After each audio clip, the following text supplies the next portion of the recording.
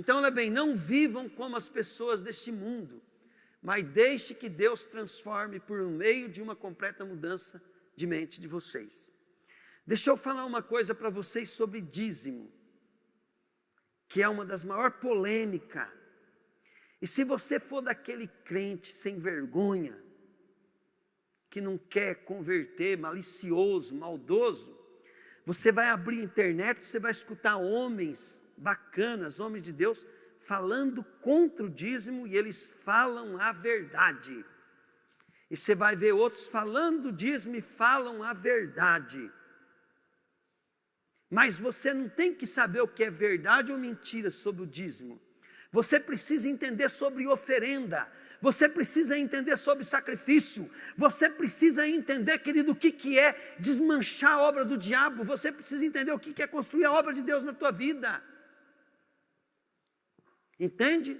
Se você não dedicar parte do teu dinheiro à obra de Deus, querido, na prática eu tenho visto, você vai gastar muito mais em farmácia, você não vai obter a prosperidade que Deus tem. Na prática é isso, eu tenho vivido isso há 30 anos. Entende?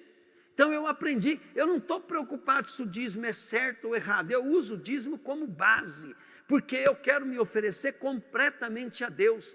Mas o que é justo eu oferecer? Aonde eu vou com isso? Porque se eu der tudo que eu ganho para Deus é pouco, e se eu der nada, é ruim. Então 10% é uma boa ideia.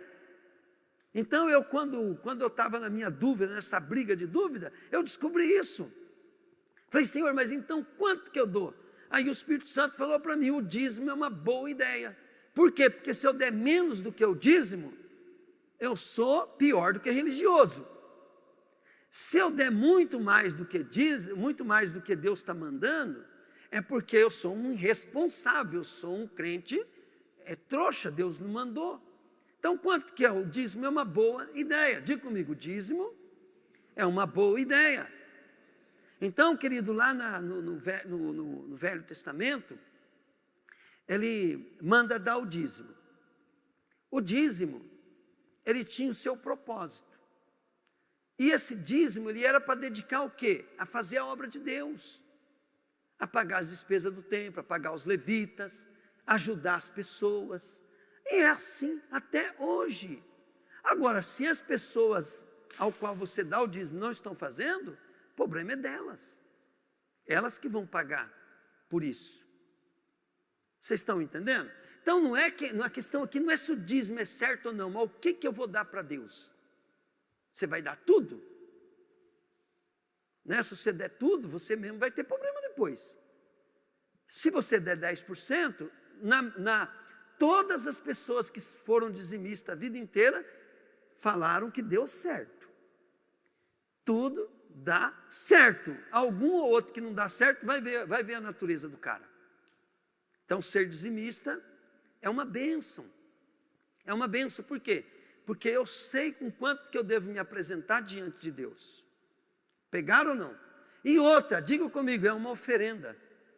Fala assim, se o diabo recebe uma oferenda, fala aí, e só assim ele pode entrar e fazer aquilo acontecer, falou assim, é porque, diga comigo, ele tem direito legal. Fale, quem fez o direito legal foi o Papai do Céu. Amados, você pode ler na Bíblia, você vai ver assim, quando Deus vai falar de Jó, por que Jó era abençoado? Porque ele fazia sacrifício. Porque ele era dedicado. Satanás chegou, querido, diante de Deus, né, a palavra, ali fala assim que Satanás veio de passear, de rodear a terra. E ele foi cobrar Deus, porque Deus estava cercando Jó por todos os lados e abençoando Jó. E a terra já estava sob o domínio das trevas, e Satanás não estava gostando dessa interferência de Deus.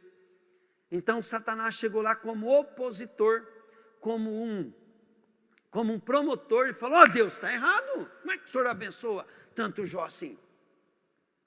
Então, antes de Satanás falar, como Deus conhece todas as coisas, e ele já sabia por que o promotor estava ali, ele falou: você viu meu servo Jó? Homem íntegro, temente a Deus, se desvia do mal, e foi falando que e não há na terra um homem igual a ele. Então Deus já estava falando para Satanás que ele abençoava Jó, porque Jó tinha essas características. Então diga comigo assim: eu também preciso ter essas características para ser abençoado aqui na terra. Querido, para você ir para o céu, basta confiar somente em Jesus e viver por isso. Para que Deus possa cumprir um propósito na tua vida, você vai ter que fazer sacrifício.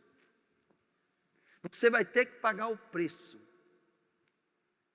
Mamão com açúcar, querido, não funciona. Vai ter que fazer o que é preciso. Entende? E obedecer a Deus é gostoso, é maravilhoso. Esses tempos atrás eu falei assim: irmãos, Deus tem uma porção para essa igreja.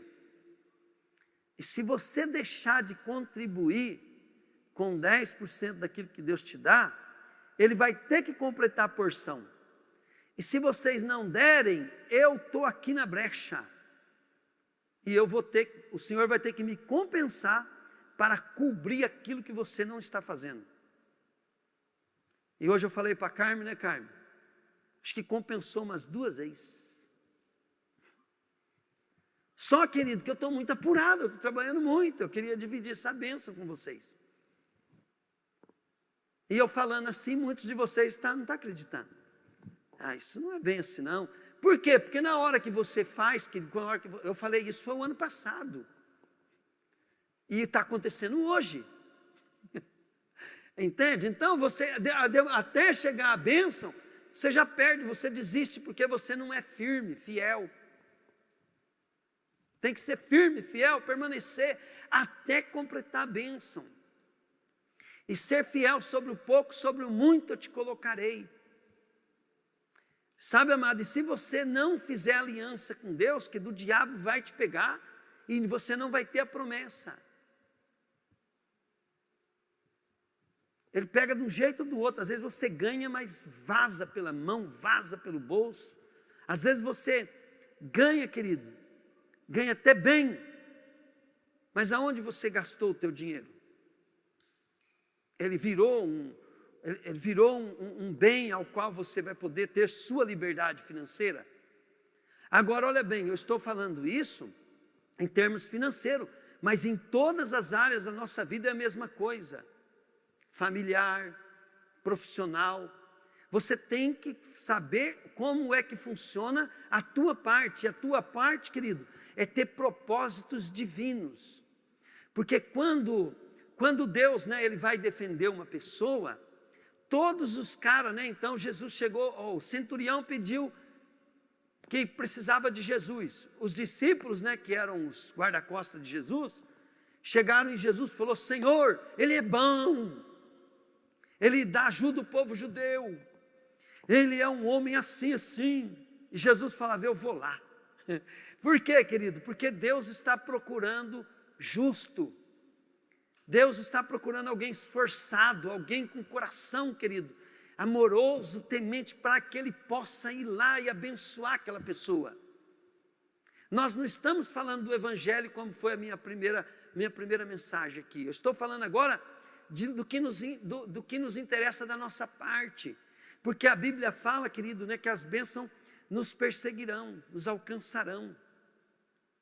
Então você precisa entender: pastor, por que eu preciso frequentar uma igreja? Estuda a carta de Efésios, estuda a carta de Timóteo, estuda as cartas de Paulo. Sem igreja não existe cristianismo, entende? Não existe. E sem, querido, um chamado, sem uma visão, sem Deus falar o que Ele quer, não existe uma igreja. É um bando de rebelde que está se reunindo. Mas quando Deus dá um propósito, eu dedico aquele propósito, querido, eu faço parte daquele propósito. Aquela igreja pode ser 2, 3 pessoas, Pode ser pessoas simples ou pessoas educadas, pode ser uma multidão. O que manda não é a multidão, é o propósito. Entende? E para que é o meu dízimo? É para pagar conta do propósito. Agora ontem mesmo, ó, eu já liberei por mão aqui, ó, até 30 mil reais para arrumar todos os negócios aqui para produzir. Falei para ele, cara, o nosso problema não é investir, o nosso problema é alguém que faça acontecer. Faça acontecer, a igreja, ajude o irmão. Na hora que ele estiver ajudando a instalar aqui, se você tem um talento, ele precisar, pega agora falando assim, ó, vamos investir o meu tempo, minha vida aqui para ajudar o cristiano, porque nós precisamos fazer acontecer isso. Porque até acabar essa pandemia, querido, né, que a gente não sabe se vai demorar 1 ano, 2 anos, 10 anos, nós não sabemos o que vai ser desse mundo, e o que o Senhor está dando, o Senhor está dando para o mundo a internet, mas está na mão da igreja também. Toma posse da tua internet, toma posse, querido, daquilo que você tem na mão, evangeliza, posta mesmo, querido, posta aquilo que você defende.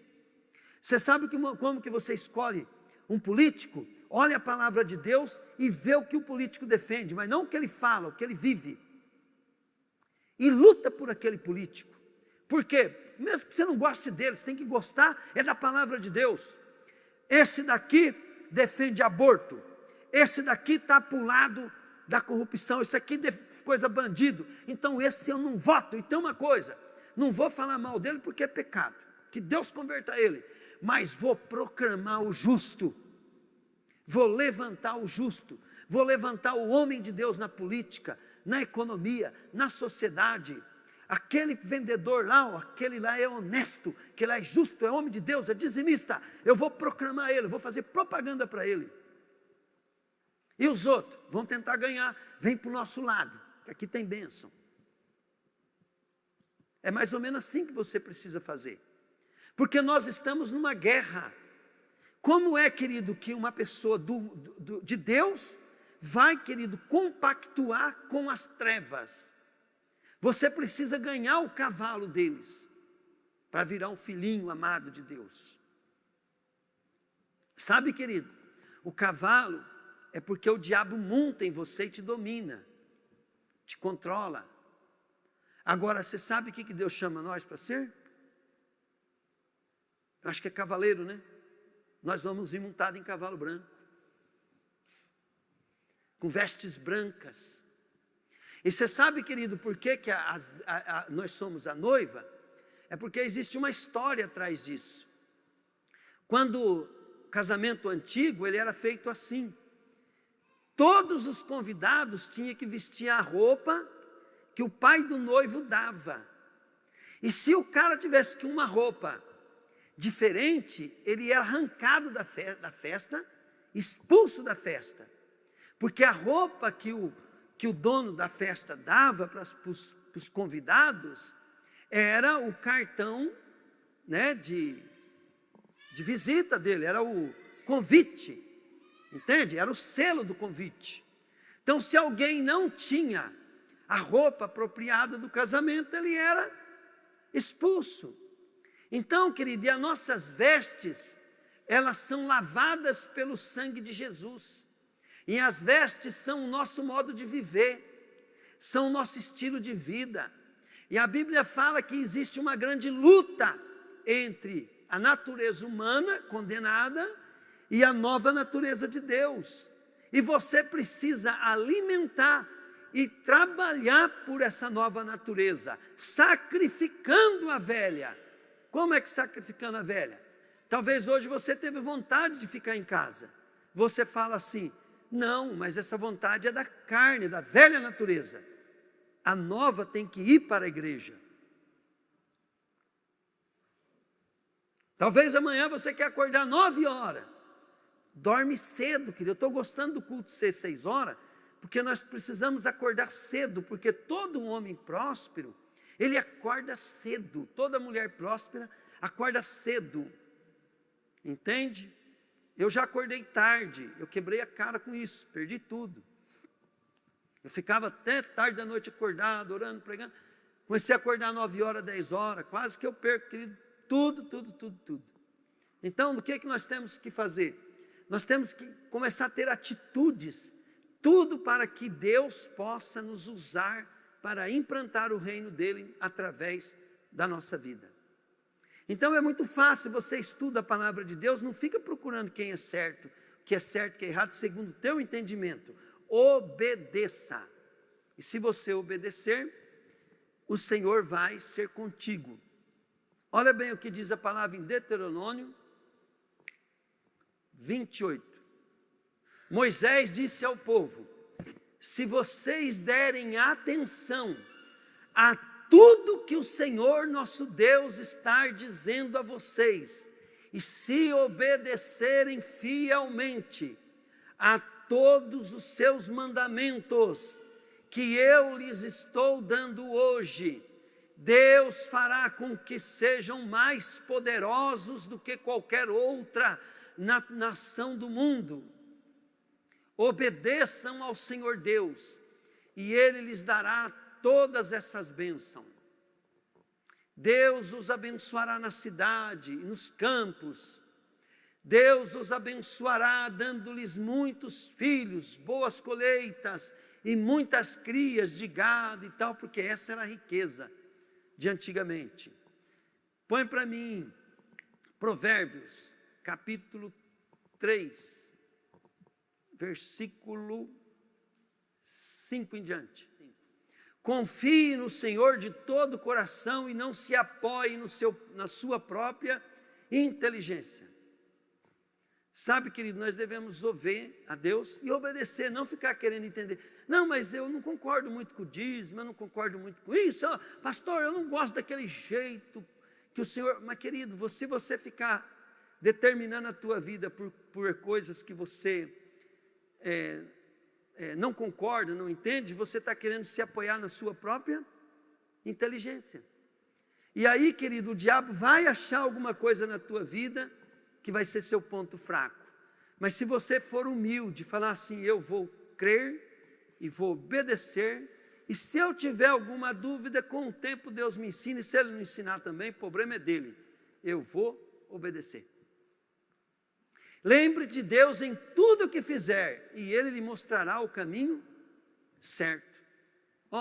Preste bem atenção, aqui fala, não se apoie na sua inteligência, lembre de Deus tudo que você fizer, e Ele vai mostrar o caminho certo. Eu vou escolher um candidato, eu vou fazer um negócio, eu vou fazer uma coisa. Todos os dias, se eu lembrar de Deus, você tirar um tempinho para orar, levantar mais cedo, orar, toma um cafezinho, pensa um pouquinho, pensa só em Deus, alimenta a tua alma. Querido, Deus vai...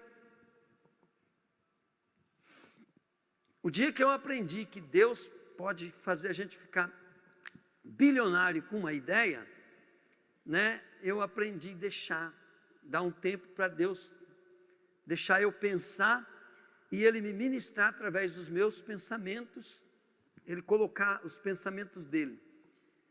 Mas eu não confio nos meus pensamentos, mas eu penso bastante. Não fique pensando que você é sábio, tema ao Senhor e não faça nada que seja errado, pois isso será como um bom remédio para curar as suas feridas e aliviar os seus sofrimentos. Adore a Deus, oferecendo-lhe o que a terra produz de melhor. Adore a Deus. O que é a tua terra? Tua terra é teu trabalho, é onde você ganha. Vamos lá. Faça isso e os seus depósitos ficarão cheios de cereais. E você terá tanto vinho, quer dizer, tanto dinheiro, que não será capaz de armazenar. Glória a Deus. Eu gosto mais daquela versão lá de Deuteronômio que fala assim: se vocês obedecerem os meus mandamentos, fizer tudo que eu vos mando, essas bênçãos virão sobre ti e te alcançarão. Quer dizer, você pode até correr da bênção, não vai conseguir escapar dela. Só que quando ele termina de falar da bênção, ele fala: mas se vocês ouvirem e não obedecerem, essas maldições virão sobre ti e te alcançarão. Quer dizer, mesmo você fazendo de tudo para não acontecer maldição, ela vai te pegar. Porque a bênção e a maldição, ela está na tua escolha de obedecer a Deus ou não. Deuteronômio 30 diz assim: eis que proponho para vocês hoje a vida e a morte, a bênção e a maldição, e dou um conselho para vocês: escolham a vida e a bênção. A bênção, se vocês me ouvir e obedecer tudo que eu vos mando, e a maldição, se vocês ouvirem e não obedecerem. Então, olha bem, o Senhor sempre está propondo. Então, quando você vai tirar um tempo para orar em casa, você vai ouvir a proposta de Deus. Ainda você pode desobedecer, tá, querido? Não precisa ficar oprimido de ter que obedecer. Você pode desobedecer. O que você não pode é evitar a colheita da maldição. Entende? Todos nós podemos escolher entre a vida e a morte, a bênção e a maldição. O que você não pode escolher é a consequência da sua escolha. Você não pode, mais impedir a consequência da bênção vir sobre você, e você também não pode impedir da maldição se você desobedecer. Amém? Fala assim comigo: eu escolho a bênção. Satanás, eu estou aqui porque eu escolhi a bênção. Eu renuncio à maldição. Eu não quero nada contigo. Por isso, eu vou ouvir, eu vou obedecer, eu vou fazer aliança, eu vou fazer sacrifício, e eu vou apresentar a Deus a minha vida completa como oferta suave e agradável aroma. Fala assim, igual Jó, fala igual Cornélio, igual o centurião. Amém, querido? Glória a Deus. Sabe, amado, quando você faz alguma coisa, você tem que saber que você está abrindo portas ou para o reino das trevas ou para o reino de Deus. Tudo que você fizer abre portais. É outro assunto. O evangelho, ele é um assunto. A vida dedicada a Deus é como você vive o evangelho na prática para obter as bênçãos prometidas na eternidade, mas já pegar parte delas para a nossa necessidade hoje. Para quê?